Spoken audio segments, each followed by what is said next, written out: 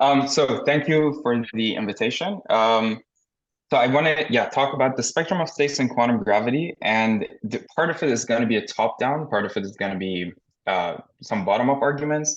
But at any point, please feel free to stop me and ask questions. I'm going to rely a lot on people asking questions for more details because, to cover everything. So please feel free to stop me.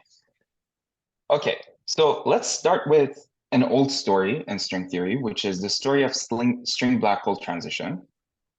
Oh, also, this work is based on the presentation is based on these two works that appeared recently. One of them with Kamran and David Wu, one of them with Rashmish Mishra and Max Wiesner. Okay, so let me start with just reviewing an old story, like a simple old story, which is the story of string black hole transitions. And the story goes like, if I look at the string excitations and if I go to higher and higher masses, higher and higher energies, then the number of states that will be available to me in the string spectrum exponentially grows. If I define an entropy as the log of the number of states that are available to me, that would linearly grow with mass. So that would be this side of the plot. And on the other side, if I look at the black hole, black holes also have microstates and have entropies. And if I look at the entropy versus mass of the black holes, that has a different behavior versus mass. And it is a polynomial with an exponent greater than 1. So if I ask where these two curves meet each other, that would be at a scale corresponding to a black hole with a radius of string length.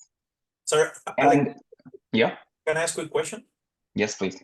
So here you're thinking of the density of single particle states, right?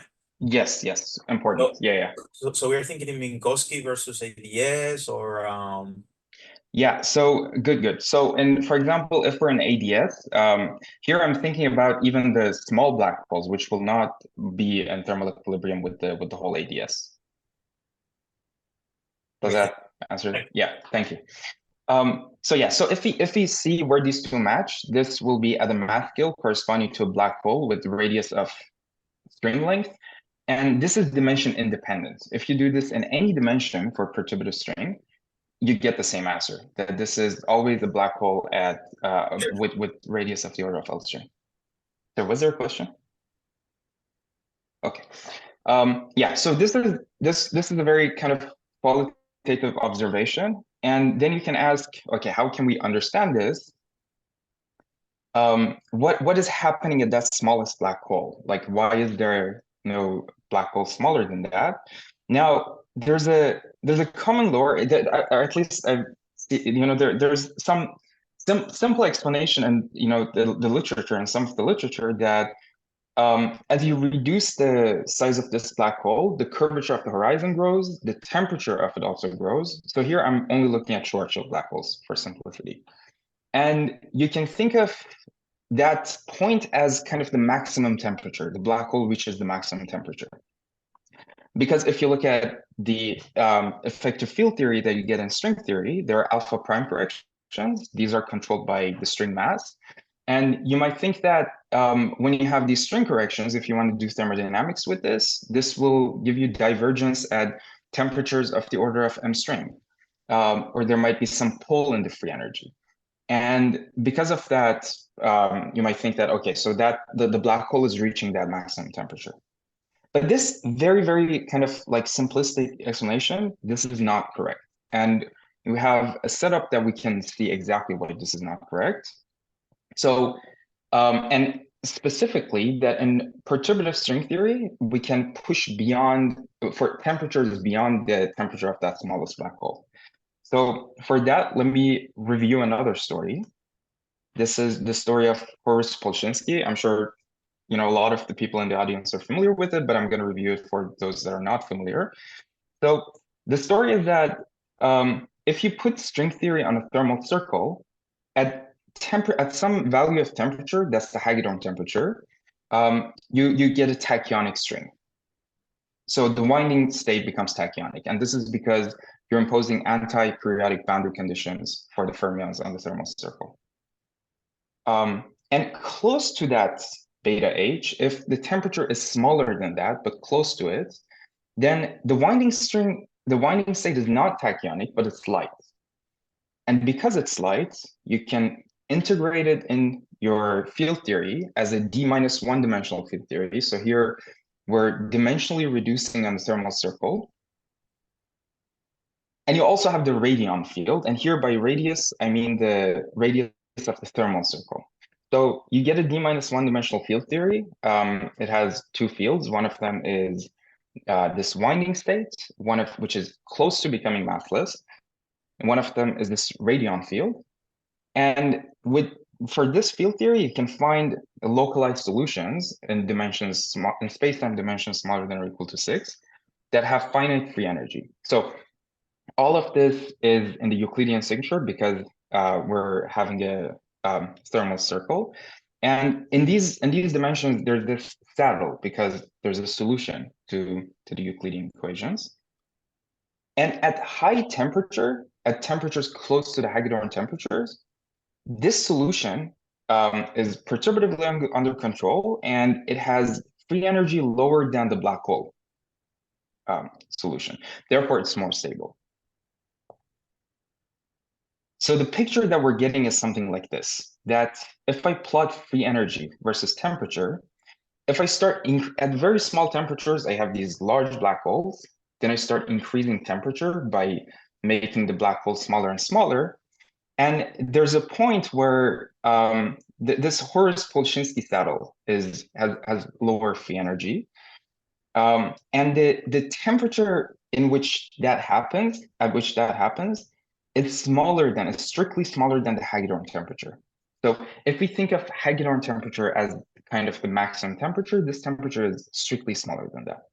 Now, it's of the order of Hagedorn temperature. Both of these are proportional to m string, but it's strictly smaller.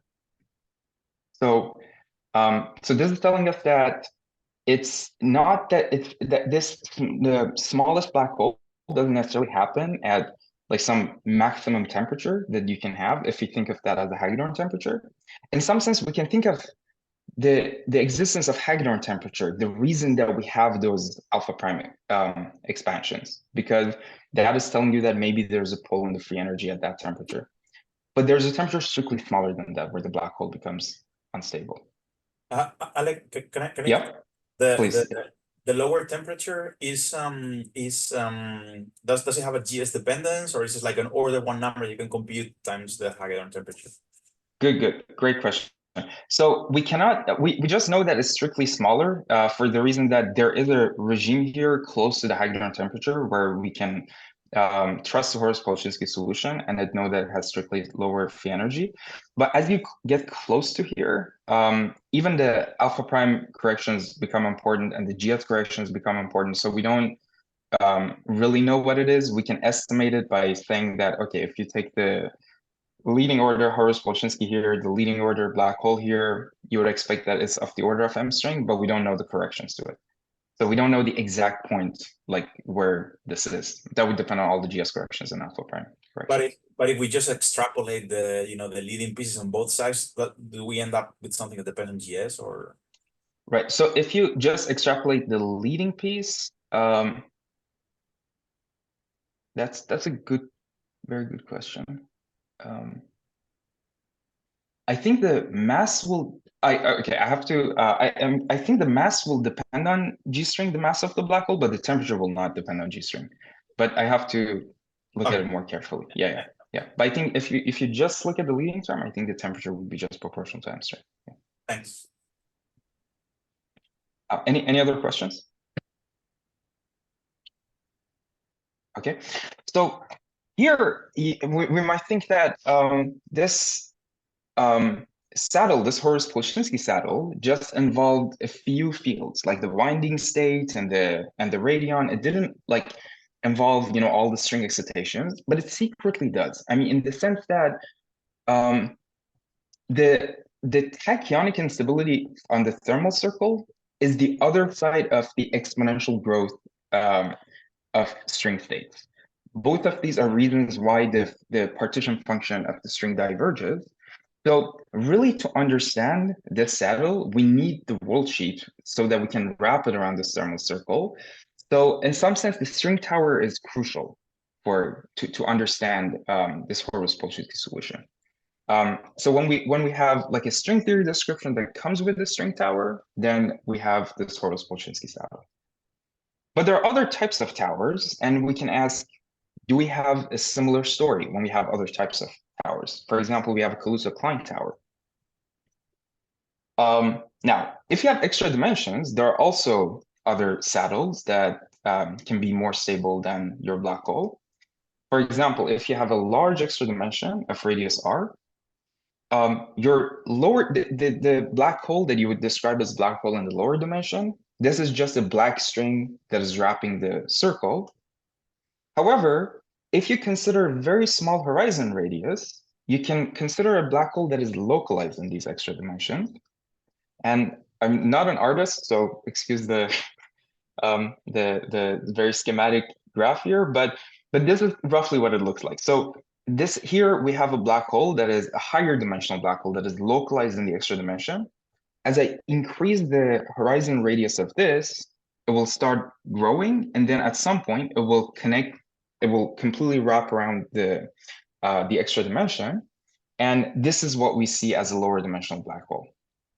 Now here, I just want to clarify something that these black holes, these higher dimensional black holes, in the lower dimensional theory, do not look like black holes because we think of black hole as something that has a horizon, and if we, cross that horizon, that's like, well, we classically nothing can come back to the asymptotic future, to the asymptotic Sefton-Minkowski space. But for these black holes, in the lower dimensional space, you might go where the black hole is sitting, but you can send a wave packet that is localized in this extra dimension somewhere else, somewhere other than where the black hole sits, and will go right through.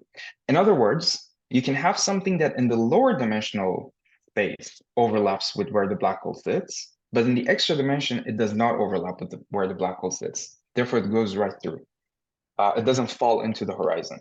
So this doesn't really look like a black hole. It will absorb, like if you send a wave, for example, it will absorb part of it that that falls inside this horizon in the extra dimension, but some of it will just go through it. Sorry, Alek. Yeah. I'm a bit confused about that in the sense that in order to localize the wave packet in the extra dimensions, I need to include a lot of KK momentum, right? So that's very outside of my effective field theory, right? Or effective field theory that I can so good question. Argument Yeah, great question. So now let's start with the 0 kk. Let's start with the graviton. But let's start with the graviton that is localized in the non-compact space so that it can fall inside the black hole. But because it's 0 kk, it's uniform in the extra dimension. So the point is that even for the 0 kk graviton, if you just classically send a gravitational wave, part of it overlaps with the black hole, part of it will not overlap. So a part of it will go through, a part of it will not go through. So what you're going to see is that a part of it will get absorbed if you send this like gravitational wave that is localized in the non-compact dimensions, but a part of it will go through. Sorry, Alek, can I follow up on that? Yeah. If I have a large black hole in, say, 4 non-compact dimensions, and I probe it with a very long wavelength, much longer than the black hole, the same happens, right? There's a very small piece of it that is absorbed, but most of it goes through, right? I see. You're saying that this way, give me, let's see. No. But here I'm saying that, let's say the wavelength of it is bigger than the size of the black hole.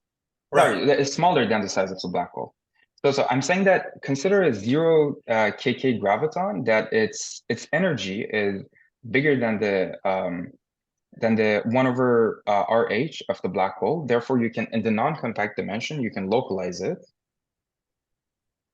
Right. But because it's 0 kk, in the compact dimension, it's uniform. It's not localized. But that is when you run into the trouble that I was saying, right? Whenever you want to localize it smaller than the RH, is when you need the high KK momentum. You are no longer talking about the zero mode. The zero mode No, but I'm localizing in the non-compact dimension. I'm not localizing it in the compact dimension. Okay. Yeah. So take just graviton in the lower dimensional theory. Take a gravitational wave that has like energy bigger than 1 over RH. Therefore, in the non-compact dimensions is localized, and it can fall. We would say that it can fall inside this object, but in the extra dimension, because all of this is 0 kk, it's not localized. But Alec, this is what Miguel is saying, because if you prove that, you did try to prove that object with a massless particle which has a wavelength which is infinite, essentially it's the same as what Miguel was saying, that if you try to No, prove but it's a wave that packet of this. Sorry, even for a large black hole, we can probe it with gravitational wave, and graviton has 0 mass. But the question is that can you construct a wave packet of it that is localized enough so that it can fall inside the black hole? Alec, can you hear me? Yeah. Yeah. Yeah, so I think the point though that you're making is just that from the EFT perspective, so on distance scales much larger than big R, the point is that this object doesn't look like a black hole, and we can phrase this entirely within the EFT by just saying, you know, compute the scattering amplitude for gravitons of wavelength much longer than R, scattering off of this object. And the amplitudes will not look like those that you get from, you know, scattering off of a black hole located at the same location. And one can compute that in the full UV theory, where you know about the extra dimension, but you could detect it in the IR EFT just because the amplitudes would look quite good.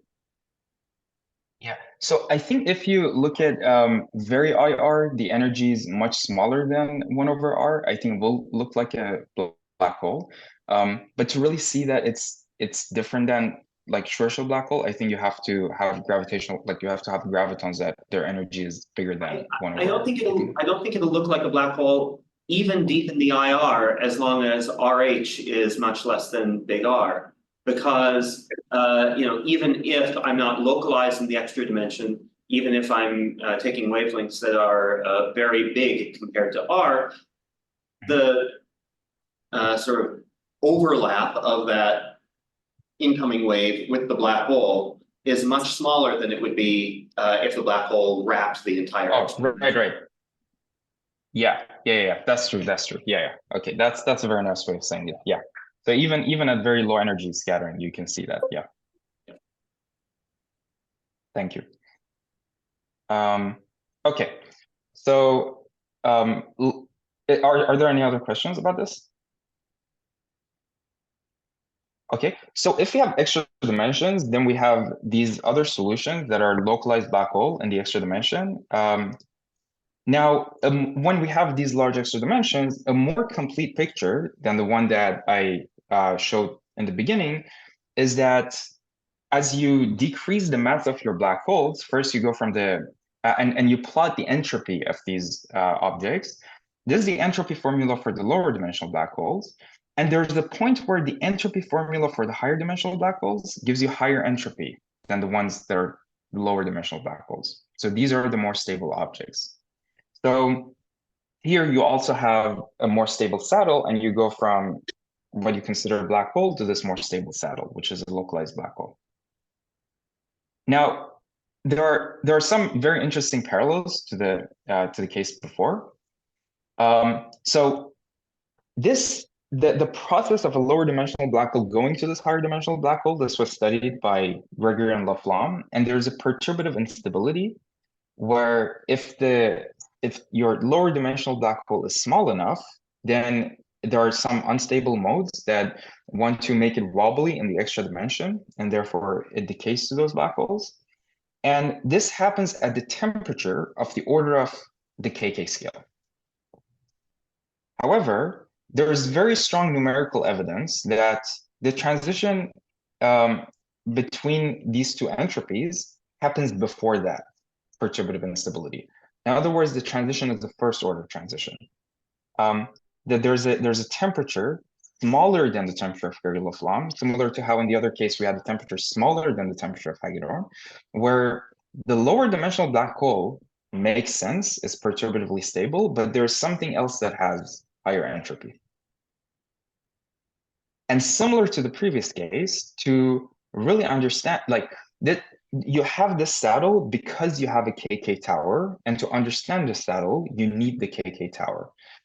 This statement I will make much sharper in the rest of the talk. That why, in what sense, you really need the tower to understand this.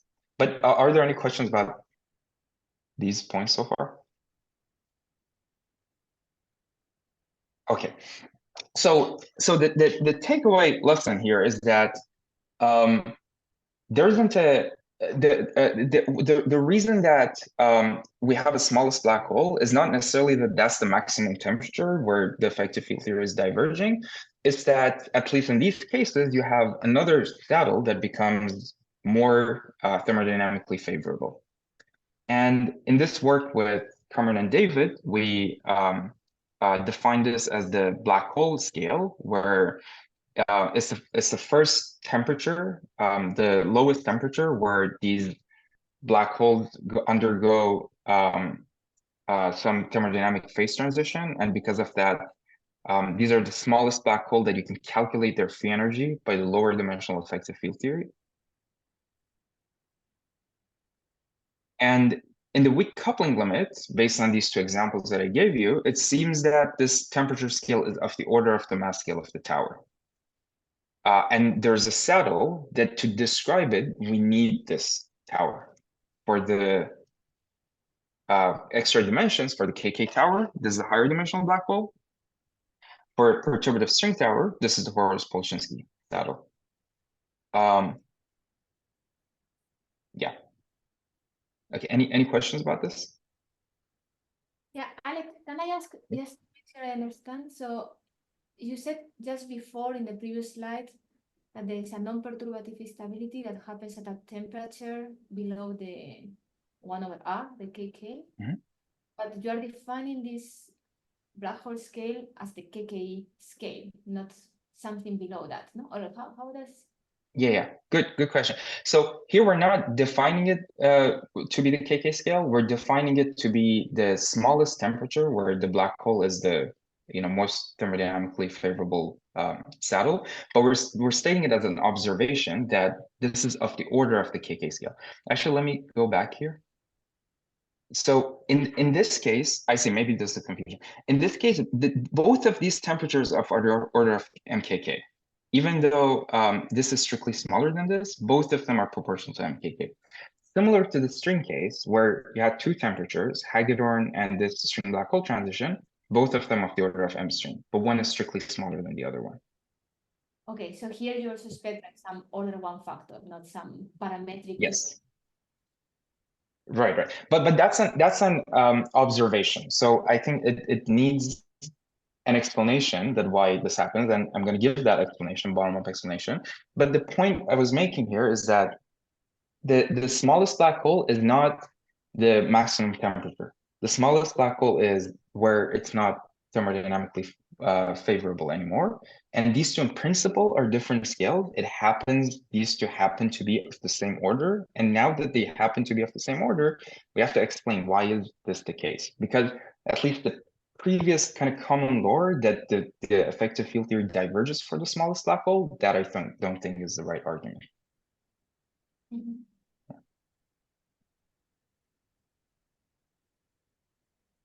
Okay, and so there was this beautiful identity that Alberto, Ignacio, and Rene observed in the infinite distance limits of the moduli space, that the species scale and the tower, the lightest tower, always obey this equality. And so because this lightest tower scale, at least in the infinite distance limit, is of the order of this transition scale lambda black hole, one can ask, is there a black hole version of this equation, or that maybe we can give a black hole argument for? However, if there is one, it will not be an equality, because the species scale, if we define it using these higher derivative corrections, which I'll get to, we know there's a point where its derivative is 0. And we argue in the paper that why, because of that, and that the lambda black hole, we don't expect to have some divergent behavior. the equality we don't think will hold everywhere in the moduli space. But you might ask, is there an inequality that this is smaller than or equal to 1 over d minus 2, given that the derivative of the species scale can be small? And we check this at least in the KK limit, like we calculate the perturbative, the corrections to both of these from higher derivative corrections, and we see that it is satisfied. So if someone can give even a qualitative, like heuristic bottom-up argument for why this is true in terms of black holes, I think that would be very nice. Can I ask? Yeah. The way you define the lambda BH, principle, because there's some wiggle room, we could imagine that maybe there's like different regimes, and at some point it can become as a function on moduli species may have a kink, so maybe the gradient can diverge there precisely when the lambda species. You think that's something that could happen?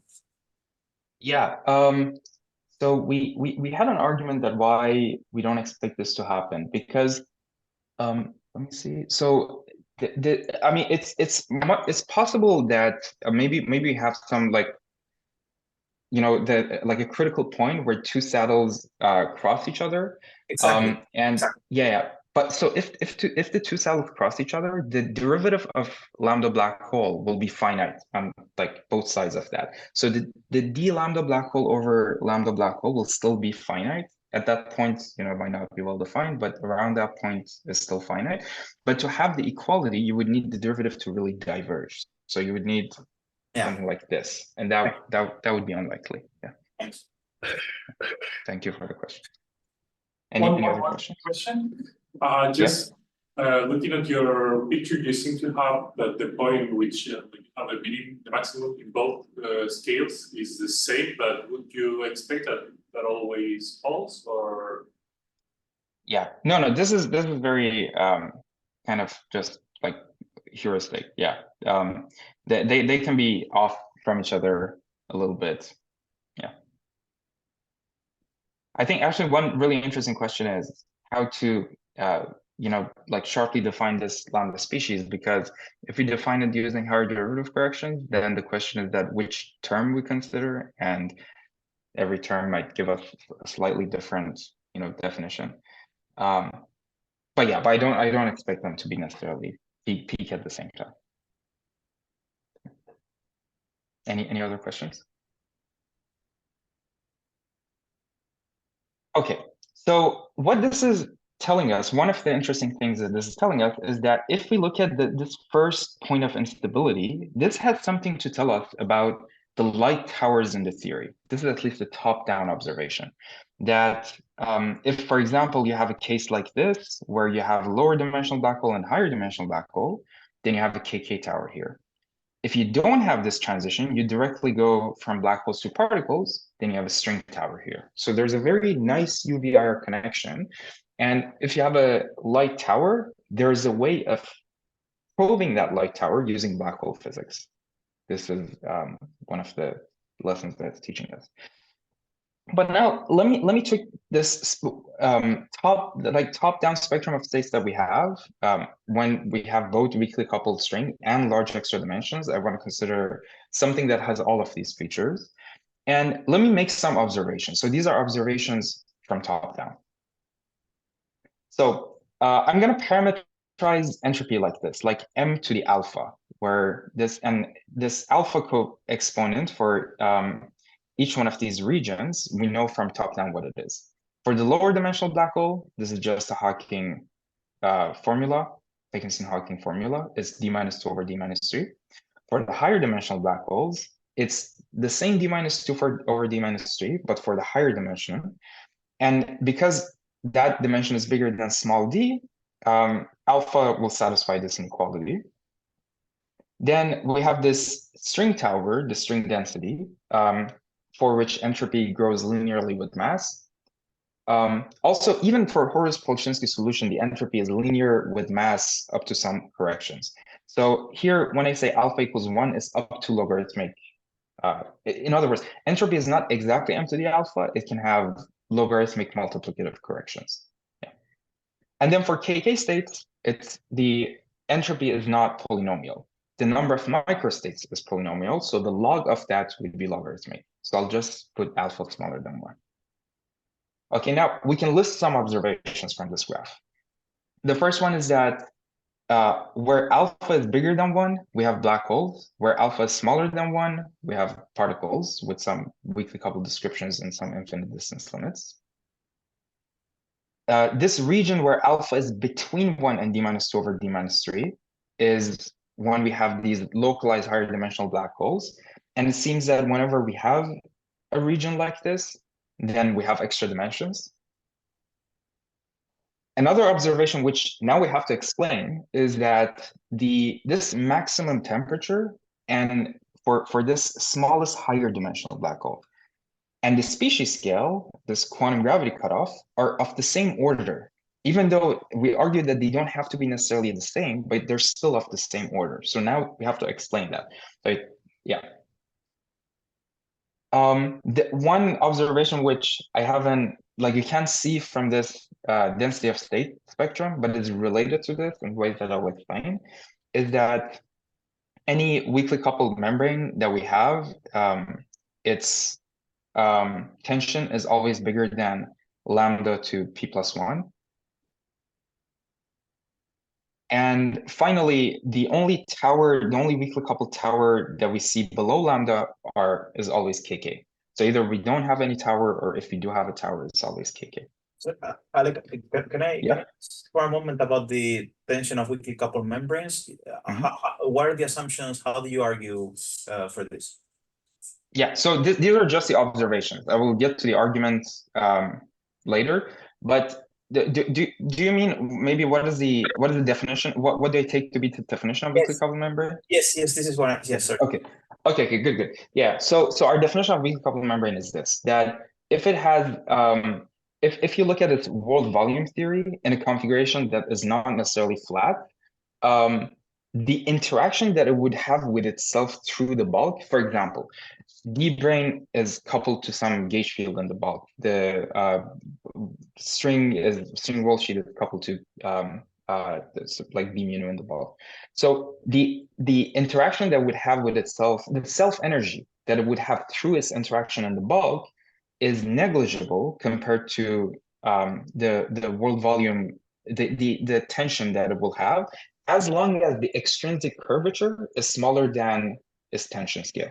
So as long as it's not super curved, its extrinsic curvature is smaller than tension, the energy scale that you get from its tension, then you can ignore the interactions in the interactions in the bulk and their contribution to the self energy.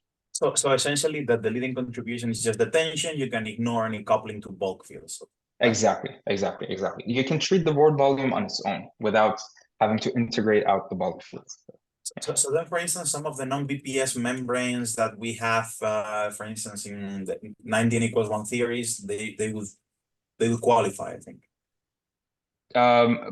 Probably, yeah.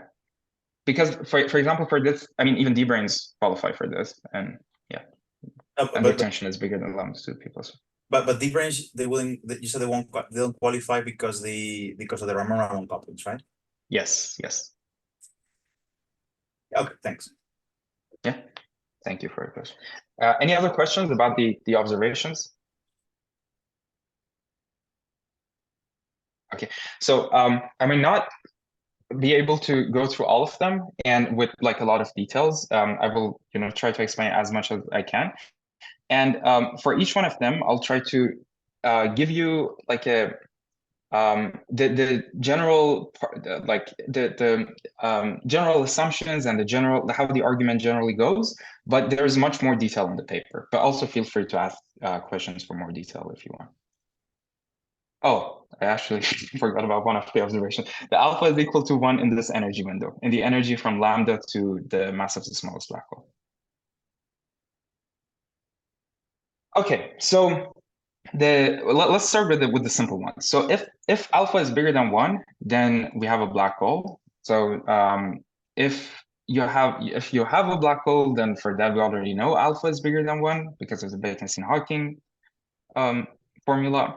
Now, one thing that I should actually say. So all of the statements that I will be discussing are in some weak coupling limits. And what I mean by this weak coupling, and that's a that's going to do some of the heavy lifting, this assumption, is that, for example, in the moduli space, if we go towards an infinite distance, but in an oscillatory way, if we keep changing direction, then that's not really a good infinite distance limit. So we usually think of the geodesics in the moduli space. But here we don't want to formulate any of our statements in terms of moduli. So the way that we define a good weak coupling limit is that the effective field theory that can describe all of these black holes, for example, if you have a higher dimensional black hole, it can describe that smallest higher dimensional black hole. That effective field theory will converge to something, will converge to an effective field theory. And you have a weakly coupled description for states that have mass parametrically smaller than that. Than the cutoff of that field theory. So that's an assumption that we make. Now, in particular, this means that if you take the particles that are parametrically lighter than the black hole scale, if you keep their energy in the units of lambda fixed, then we expect to have a weakly coupled description for these states as we go towards this infinite weak coupling limit. In other words, we can decouple the gravity. Sorry, Alek, can I ask? I'm a bit confused about something you said. When you mean that the effective field theory will converge, what do you mean precisely? So, for example, if you have a KK limit, then I mean that you have a higher dimensional field theory that this field theory would be the D-dimensional field theory. If you have a string limit, then this is your field theory sitting at M string. And when you or if, for example, you take GS to 0, then that would be a free field theory. Okay, and when you say converge, you mean that the power series in GS, for instance, in this case, will be convergent? Yes. No, meaning that if you take it, sorry. Meaning that if you, I mean, when we do effective field theory, we have to cut off the number of terms that we take. I mean, that's just the problem with any effective field theory, that you can't go to, infinitely many terms. But I'm saying that if you keep your order fixed and then take the weak coupling limit, then the terms will converge to something. Okay, thank There's you. an order of limits. Yeah, thank you. Okay, so now if you look at the particle system and this weak coupling limit, if you want the partition function to be convergent, then that would tell you that the entropy of multi-particle states must be sublinear, must go slower than the energy. Now, so in the paper, this is just a combinatorics problem that we prove in the paper, that if you want the entropy of the multi-particle states to be sublinear, then that would tell you that the entropy of the single particle states must also be sublinear. There's something very special with entropy goes like E, that, for example, for string, it's exactly at that threshold that both single particle and multi-particle, the number of microstates goes like E to the energy. But anything below that, both the multi-particle and single particle would be sub-exponential. Anything above that, both of them would be super exponential. Alek, can I quickly ask? Yeah. So, when I'm talking about the entropy of multi-particle states, then it starts to matter what's the size of the box where I'm putting the system, right? If I make the box twice as large, right? So for instance, in conformity theory in 4 dimensions, the entropy goes like energy cubed times the volume of the box, right? So how does that relate to this? So, right. So here,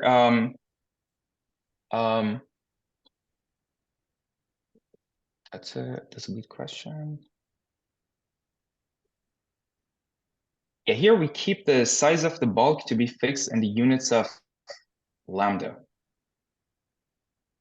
Okay, but it's large Yeah. box, but it's fixed in units of lambda? Yeah. Large box fixed in units of lambda. Yeah. Okay, thank you. Yeah. Now, the black holes avoid this because for the case of black holes, you cannot, fit any black hole of any size inside a box of a fixed size. Sorry, black hole of any mass inside of a box of a fixed size. So when you add gravity, then there is immediately UV cutoff. There's immediately a maximum amount of energy that you can put in the box. Therefore, this is how in the gravitational theories, you cannot take the energy in the partition function to be as high as you want because of the gravitational back reaction. Okay. Now, the other observation was that if your alpha is between 1 and d minus 2 over d minus 3, then you have extra dimensions. one side of it is like, again, simple. So I'm gonna look at the other side of it, where why is it that if your alpha is between these two, then you need extra dimensions? Can a d-dimensional effective field theory give you something with very large alpha? So here you might think that, well, this higher dimensional black hole, what is it? Because it's not uniform in the extra dimension, it gives some profile to the KK fields. So maybe in the lower dimensional theory, if we put in the KK fields, then we can get some entropy formula bigger than the area law of the lower dimensional black hole. That we show cannot happen. So we show that if you take a d-dimensional effective field theory with the assumption of weak energy condition in Minkowski space, it would be really nice if we can weaken this assumption, but this is the assumption that we use, that if you take a d-dimensional effective field theory with weak energy condition, then you cannot decrease alpha. In other words, it turns out that you cannot increase the entropy of the black hole. You always decrease the entropy of the black hole if you put extra matter outside of the horizon. And there's a precise argument in the paper, but the very intuitive argument is this, that if you have some profile, some matter sitting outside of the horizon of black hole, for a fixed horizon, you've increased the ADM mass. So for a fixed ADM mass, you've decreased the radius of the horizon, and therefore the area, and therefore the entropy. So this is the intuitive arguments, but for the detailed arguments, please see the paper.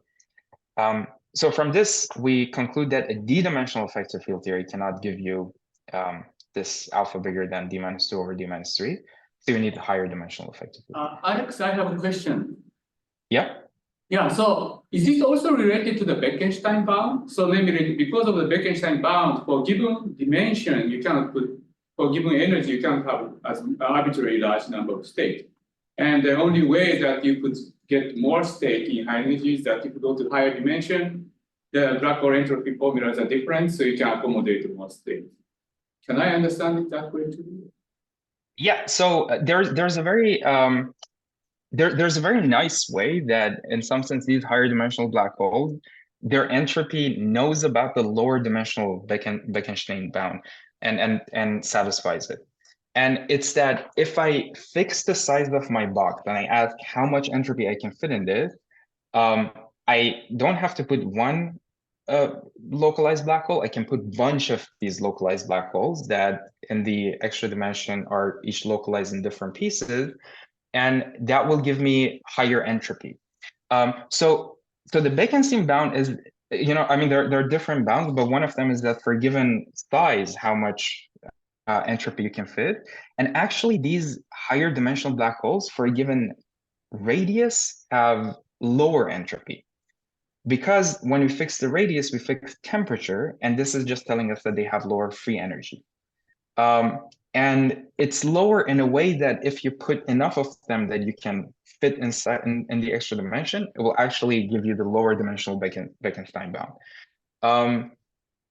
But here we're talking about like fixing the mass and then looking at the entropy. And if you fix the mass and look at the entropy, these higher dimensional black holes would violate the naive, entropy bound that we might have expected. That's what I meant. Going to higher dimension is a way to break them. Yeah. So it is it is related to that, because this would tell you that if you just have gravity, so if we just have gravity, then we would have expected the Bekenstein-Hawking bound. And here we're showing that even if you add some like exotic matter and you might expect that exotic matter might change the bound, it will not. Thank you. Thank you. One more thing. Yeah. What is exactly this weak energy condition? Is like the null energy condition stronger or? So the weak energy condition is that in the time-like directions, it is positive. So the null energy condition, it would be harder to prove this with null energy condition. It would be very nice if someone could prove it. We couldn't prove it, but here we only could prove it with weak energy condition. Yeah, the one that we know is always true is the average null energy condition, but we couldn't prove it with that. But already gives at least some, argument, some reasoning that why so this in particular is telling us that if you consider finitely many of these KK states and you hope that the inclusion of these in your effective field theory could have reproduced the entropy formula of the higher dimensional black hole, it doesn't. And really the reason is that the horizon, in this case, the extra dimension is cutting through the horizon. So you cannot KK reduce this. Yeah. Any questions? Yeah, this one I mentioned. Okay, now back to why the radius of the smallest black hole has to be of the same order as the corrections that you get in the effective field theory. So for this one, we go the other way. We assume that there is this smallest black hole. We showed using amplitude, we want to show that there has to be some higher derivative corrections that give you the right amplitude in some right regime. So before that, let me review something that might not be familiar with for some of the audience. So if you take 2 to 2 amplitude, we think if you do a 2 to 2 amplitude in gravity at very low impact parameters and very high energies, then the amplitude will go like e to the minus entropy of the black hole, because we're going to form a black hole and then we're asking about how likely it is for this black hole to Hawking evaporate into exactly 2 particles. That's that should be exponentially small. It should be like e to the minus entropy of the black hole. Now, however, this is in the impact parameter and not fixed angle. In the fixed angle, because you can think of it as some integral over the impact parameter, this effect would be very small. However, there's this very nice paper by Giddings and Strednicki that they tell you in which part of the parameter space you have to look in the fixed angle scattering. It's an unphysical regime to really extract the information of black hole formation. And the argument is that if you look at the fixed angle scattering, that's like some integral over the impact parameter, scattering amplitude. And because you can think of the black hole formation roughly as some black disk, it's telling you that when the impact parameter is too small, almost all of the 2 to 2 amplitude is 0 because it's exponentially small. And when the impact parameter is big, it's polynomial. So you can kind of estimate this with a black disk. And then you have diffraction off of the edge of this black disk. So that gives you some oscillatory behavior with the scattering angle, which gives you something like this. And now if you go to the unphysical regime where t is bigger than 0, then the I here cancels the I there, and you get something exponentially large. So the statement is that in the unphysical regime, the amplitude is actually dominated by black hole formation, and it really selects out that process. Alex, sorry, could I quickly ask? Yeah. So, yeah. To go to the unphysical regime, we really need to know a lot about the analytic structure of the amplitude, right? Like, what if the physical answer has like e to the minus t squared or something like that, which becomes huge, and right? Yeah, that's true. That's for I mean, here we're really talking about the analytic continuation. But if you want to actually do the analytic continuation, then you would need to know a lot, because another exponential mode. I'm just asking. Oh, I see. You're saying there might be some other term that dominates. Is that what you're asking? Yeah, imagine I add to that amplitude, I add e to the minus squared, okay? Which is very, very small physically or whatever, right? Or it squared, or something which is exponentially suppressed on the real sheet, but when you put the t bigger than 0, becomes exponentially enhanced. So there can be functions which are subleading in the real axis, but they become very important in the imaginary axis. So what do we know about the analytic properties of the amplitude in the regime that you're interested in? That's a very good point. Assuming that this is in the unphysical regime, this is the dominant part. I'm gonna derive the Armin inverses of the order of lambda.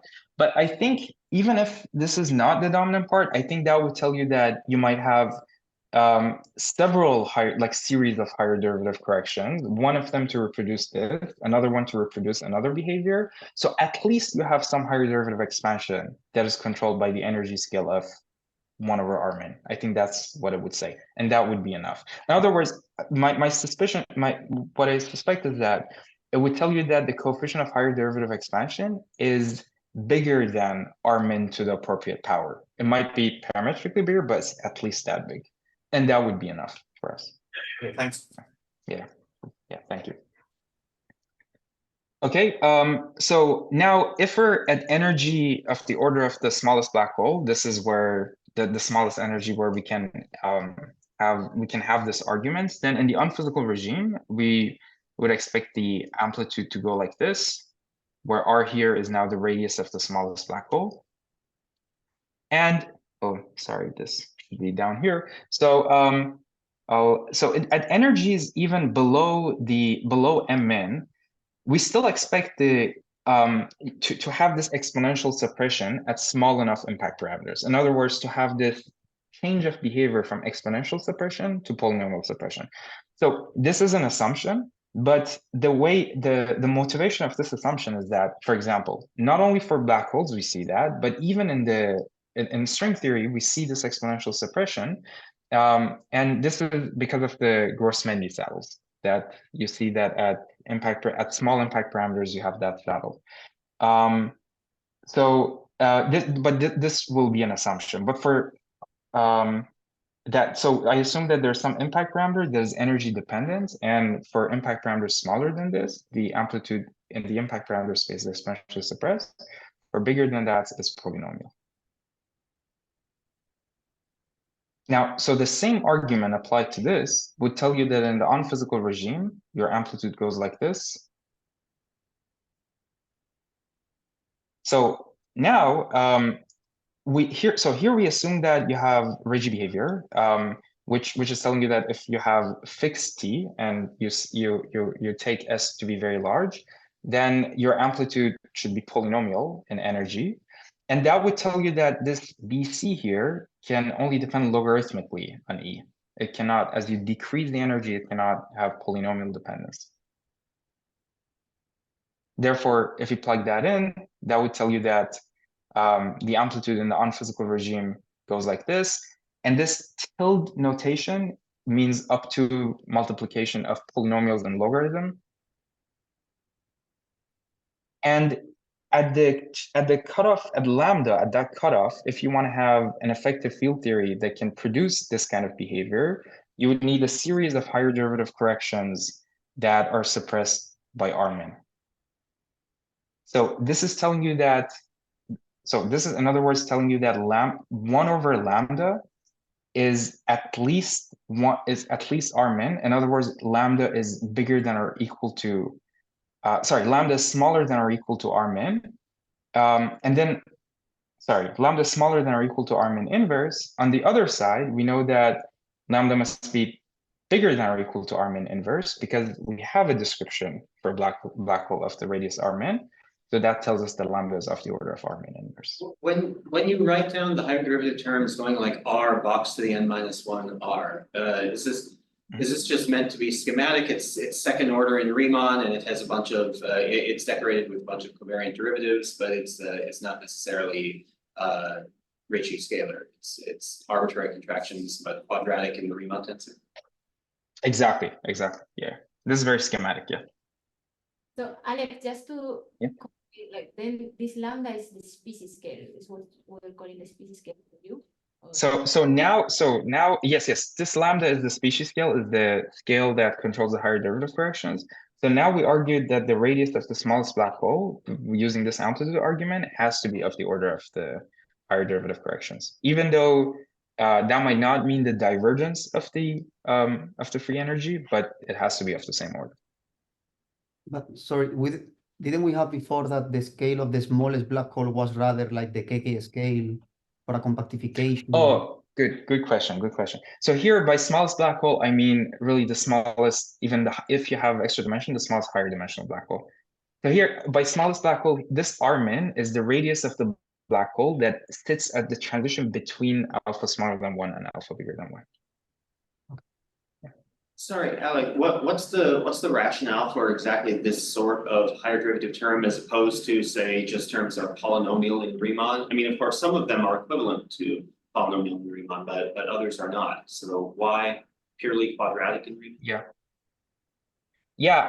I mean, we could have other terms, but I just included some terms that would contribute to the 2-2 amplitude. I see. Well, sorry, but in the 2-2 amplitude, Riemann to the fourth contributes, for example, or indeed Riemann cubed, even though that's SUSY forbidden. Yeah. You could have other terms as well. Yeah. And what was the argument again? Why you cannot have other higher derivative terms that are controlled by a lambda scale, which is smaller than this lambda species? I mean, like Yeah. So this right. So have to be sorry, equal. say again?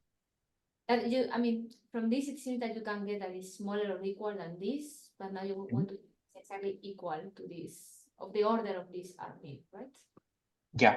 So because so I'm saying there is an inequality, at least we would expect that the smallest black hole, the radius, the curvature of it is smaller than lambda species squared. The question, because we already know that that black hole, at least you can describe it in effective field theory. So that would give us an inequality.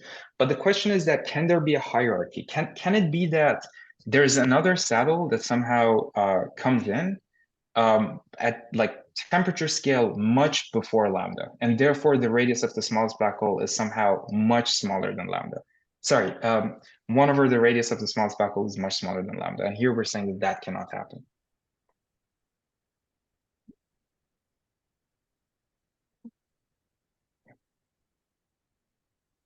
Okay. I'm running out of time, so let me. Okay, so for this now we want to argue that why the weakly coupled tower is a KK tower. Again, a part of the heavy lifting is done by the assumption that we're saying what we mean by the weak coupling limit is that this effective field theory that describes these higher dimensional black holes is well defined at the limits. And so take that effective field theory that its cutoff is lambda, and this could be a higher dimensional effective field theory. We also allow to have some defects. So the effective field theory would tell you the excitations of things that live in space-time, but you might also have some defects that, as long as they're, they have like their curvature is small enough, you can talk about excitations of those two. So we allow that too. Now, at the weak coupling limits, the number of states that you would get in this d-dimensional theory, the d-dimensional states that you would get in this theory, the capital D theory, these should be finite in the infinite distance limit. Because if this is infinite, then this is telling you that there is no field theory at that limit sitting at that can describe all the way up to lambda. You should have decreased your lambda so that you can describe all the states up to lambda. So because the effective field theory cannot have infinitely many states.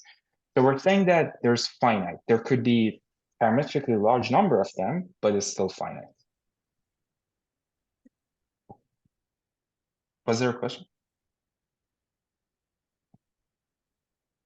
However, if you have finitely many states in the large number of dimensions, that doesn't tell you that you have in the limit, you have finitely many states in the lower dimensions, because you can have different momentum configurations of those higher dimensional states, and that gives you a KK tower. But what about the defects? What about having some defects that somehow these branes, the tension of the branes is going to zero in the infinite distance limit? Can we argue that that doesn't exist? To argue that that doesn't give you a tower parametrically smaller than lambda, we should argue that the tension of every weakly coupled brane satisfies this inequality. And if we prove this for the case of string, then we can prove it for the other branes by compactifying it on a circle parametrically larger than 1 over lambda. So now I want to argue that why any weakly coupled string would require to have a tension much bigger than lambda squared. Now, I just want to explain, this is not, I'm not assuming that this is the fundamental string. Specifically, I'm not assuming that graviton is the state of this string. And I'm also only assuming that you can trust the world volume description when the curvature is much bigger than the tension of the string. What's special about fundamental string is that we can trust this world volume description even when it's highly curved and is doing quantum fluctuations. We're not assuming that. Okay. So maybe let me first explain. Let's maybe first review that why you would expect a higher derivative correction coming from the string in the fundamental string case. So one way to see that is that you can think of the tree level string. So this is the picture on the left hand side. You can think of that the tree level amplitude as a saddle, because you can maximize the amplitude and see that there's a tree level like saddle. And the action of that, e to the action of that, will give you the dominant contribution to amplitude. And you can check that this will give you the high energy limit of the Veneziano amplitude. And therefore, it will give you the alpha prime corrections. So what we did here was that now we don't know that the gravitons are string states. So we have to really send in and take out gravitational waves. But we know how the graviton couples to the world volume. It's just through the tension term. So we consider the saddle of this string, and then we created the saddle by two incoming gravitational waves, and there are two outgoing gravitational waves, and calculated the action of this. And the action is very similar to the Veneziano amplitude, the high energy limit of the Veneziano amplitude, and therefore you would expect this to generate higher derivative corrections that are suppressed by the tension scale of the string. Now, one thing I should tell you is that there's an order of limits here. Like, we make sure that the size of the saddle that we take and the genus that we choose for it and all of these things are such that we can trust the world volume theory of the saddle in that energy regime. So there are some considerations like that. But this is telling us that if you have a weakly coupled string, then it does generate higher derivative corrections that are suppressed by the tension scale. Therefore, lambda squared must be smaller than the tension, because lambda is the energy scale that controls the higher derivative corrections. Okay. Now, finally, we argue that if you're in this energy window between lambda and m min, then alpha is equal to 1. So we've already argued that the maximum temperature is of the order of lambda. So the temperature is bounded. So here what we do is that we consider a box, and large box, and we fix its size in the units of lambda.